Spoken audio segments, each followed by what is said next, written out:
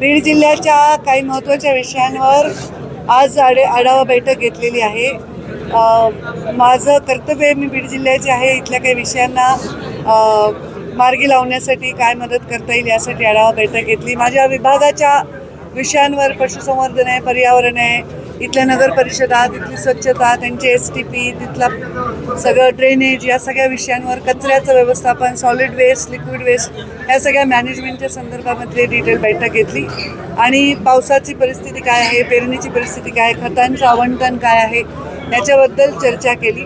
आणि काय नाविन्यपूर्ण असे प्रकल्प हे लोक करणार आहे, त्यांच्या टीमच्या टार्गेटवर आहे, जे स्वतः अजितदादा असताना त्यांची इच्छा होती ते करायची, या सगळ्यांचा डिटेल आढावा आज घेतला। भरपूर वेळ माझी बैठक चालली आणि चांगलं जिल्ह्याचं काय चाललं याच्याविषयी जरा प्रशासकीय माहिती मिळाली आणि गती द्यायला मदत झाली। गेल्या 1 महिन्यापासून 2 महिन्यामध्ये पाऊस पडला, मात्र जुलै महिन्यामध्ये पावसाचा एकही थेंब पडलेला नाही, मात्र 89% पेरण्या पूर्ण झाल्या, शेतकरी आभाळाकडे हे पहा, इथे गंभीर विषय आहे।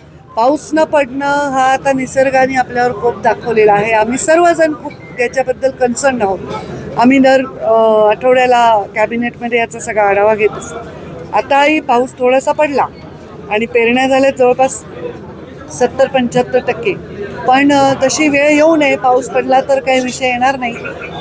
आज कृषी अधिकाऱ्यांनी सांगितलं की शेतकऱ्यांना मार्गदर्शन केले की काय केमिकल वापरून पाण्यावर फवारणी केल्याने त्याची आर्द्रता जमिनीची टिकून राहील, पाणी धरून ठेवेल जमीन आणि रोपं किंवा बीज जे लावले ते मरणार नाही। आणि याच्यावरही दुर्दैवाने वेळ आली तर दुबार पेरणीसाठी सगळं बियाणं आणि खताच्या संदर्भातली सोय करण्यासंदर्भात सकारात्मकतेने तयारी ठेवलेली आहे, पण तशी वेळ येऊ नये अशी माझी ईश्वराला प्रार्थना आहे। तुम्ही पालकमंत्री असताना पीक विमा मिळायचा, तसा बीड जिल्हा पीक विम्यापासून वगळलं गेलंय।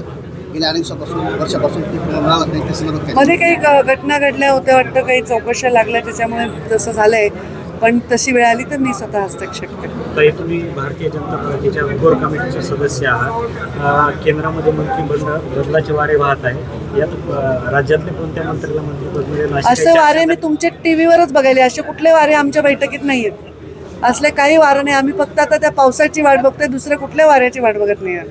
तर ह्या चर्चा तुमच्याचकडून ऐकायला मिळाल्यात, आमच्या डोक्यातही नाही आहे।